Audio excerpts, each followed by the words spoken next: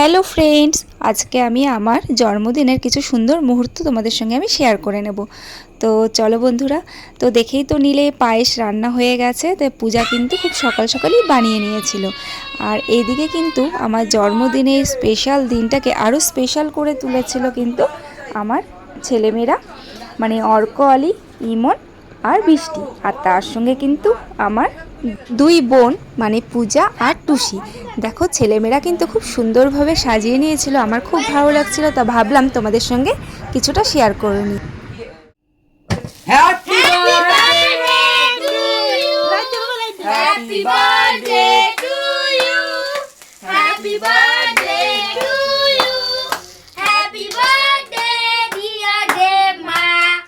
Happy birthday to you.